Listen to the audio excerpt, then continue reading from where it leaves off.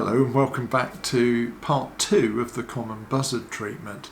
Now in part 1 we saw the first 2 treatments and now in part 2 we're going to be looking at whether the bird can fly and how we sort of help it to be able to start with, and then also what we need to do to get the bird fit. Now, after the second week, the bird was fit enough to be placed in one of the outdoor flight aviaries. You'll notice with this perch, it's what we call a swinging perch. It's suspended by chains, and it means it moves slightly. So what it does is it just encourages the bird's proprioception. So once we'd seen it moving about, we then caught it up using a soft net, and then it's placed into a soft carrier.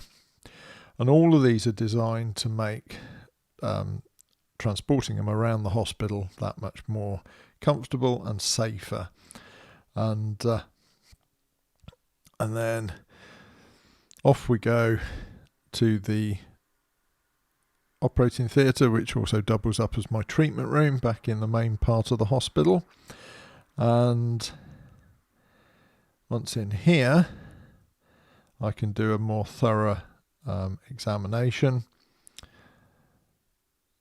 and once we've got the doors shut and windows shut, then we open the carrier. So we make sure that the room's secure, and you just see that the other nurse has just placed his notes down there ready for me to fill in once I've done the treatment.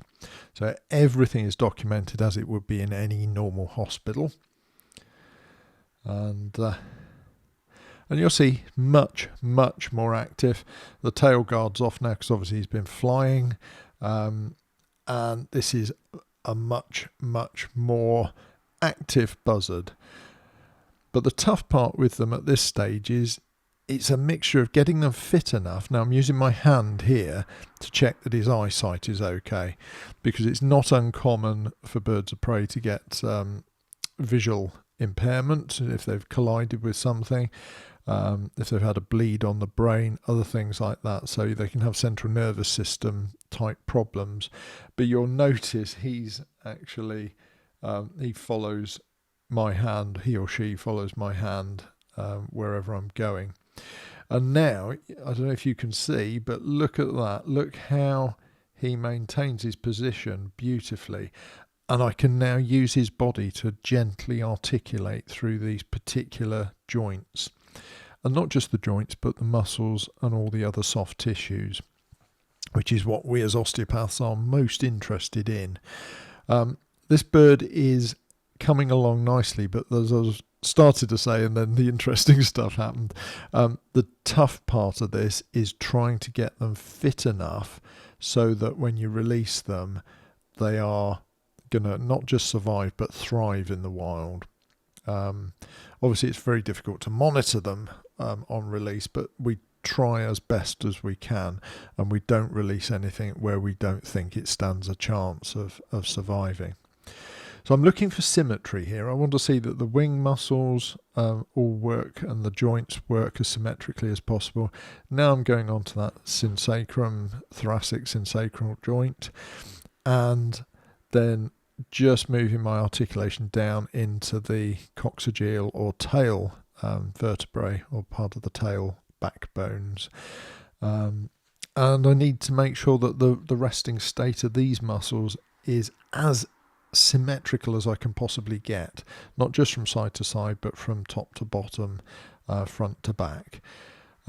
Because we need to know that this bird can fly in any sorts of weathers and can access food in any sorts of weathers, and also sort of evade other things, because they do get mobbed by crows, and will get chased out of other buzzards' territories, etc. So need to make sure all of this is as pure as it possibly can be, and this is why I'm spending quite a bit of time working those particular structures.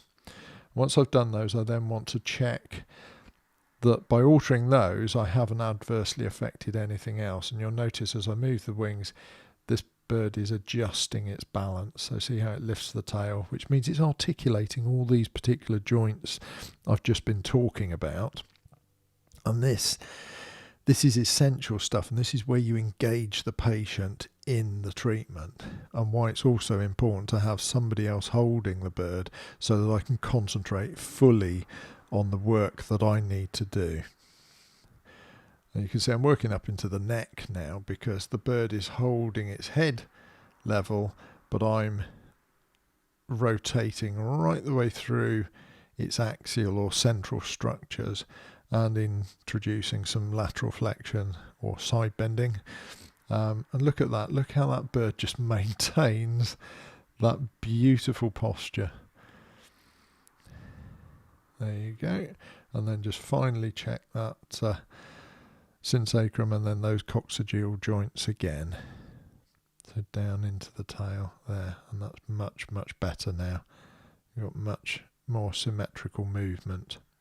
And it's this quality of the movement. It's not a case of forcing the tissues. It's a case of encouraging them to just reset at their natural resting state. This is not a game of who can win over. So you're not playing tug of war with these tissues. Everything is gentle. Everything is respectful of these tissues and the quality of these tissues. And this bird is at this stage doing rather well.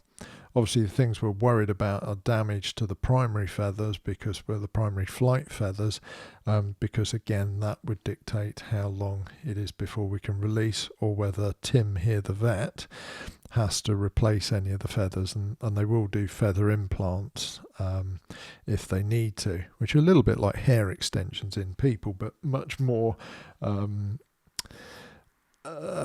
essential for these birds, because these birds need to be able to fly properly.